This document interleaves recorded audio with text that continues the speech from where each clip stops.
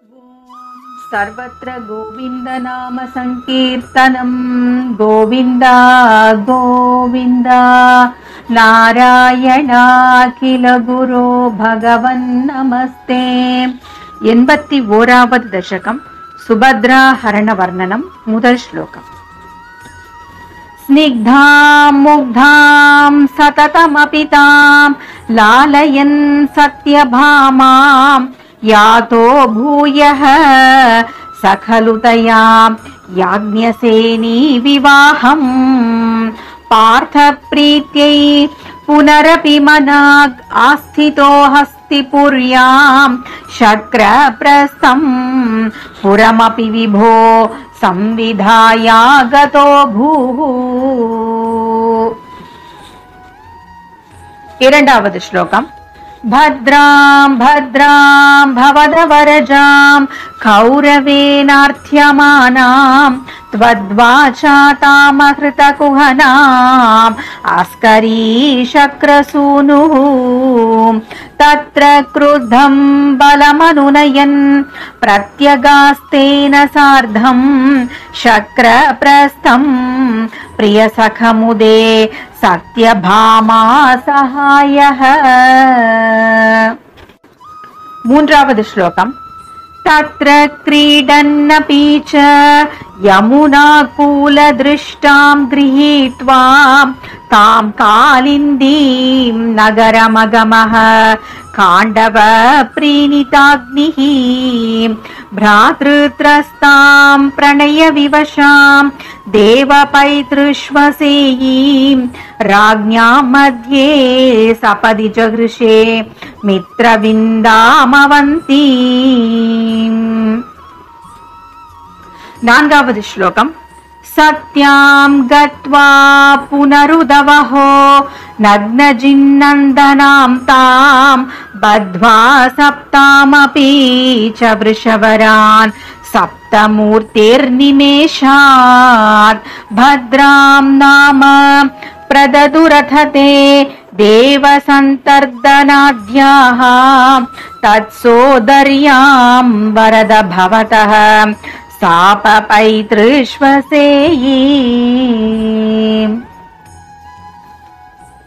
5வது श्लोकम्।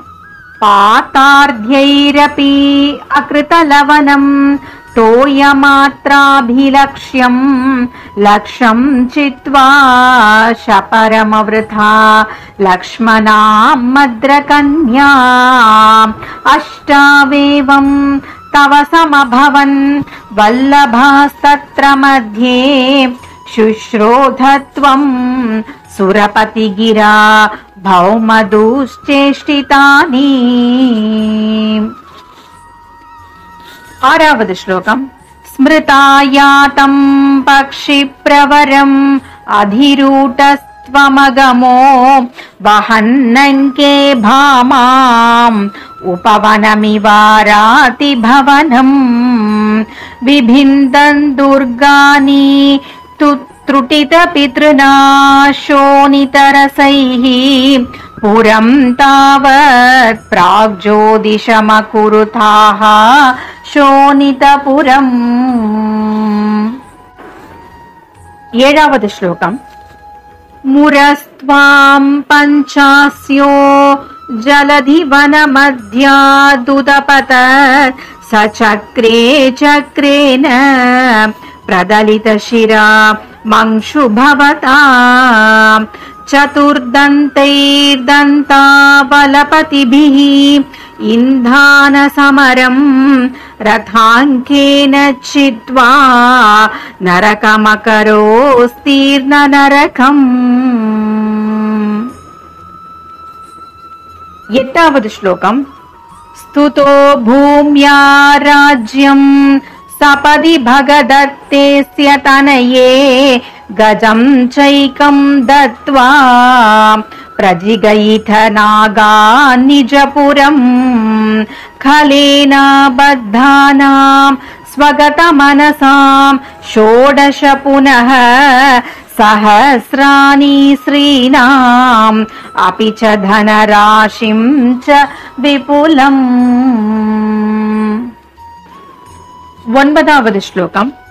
భౌమాపాహృతకుండలం తదదితేర్దాతుం ప్రయాతో దివం శక్రాద్యైర్మహిత సమం దయితయా ద్యుస్త్రీషు దత్తక్రియా హృత్వా కల్పతరుం వృషాభిపతితం జిత్వేంద్రమభ్యాగమః తత్తు శ్రీమదదోష ఈదృశ ఇతి వ్యాఖ్యాతుమేవా కృతాః.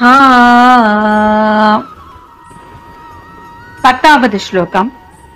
కల్పద్రుం సత్యభామా భవన భువి సృజన్ ద్యష్టస్యాహస్రయోషాః స్వీకృత్య ప్రత్యగారం విహిత బహువపుర్లాలయన్ కేలిభేదైః ఆశ్చర్యాన్నారదాలోకిత వివిధ గతిః తత్రాపి గేహే భూప సర్వాసు కుర్వన్ దశ దశ తనయాన్ పాహి వాతాలయేష.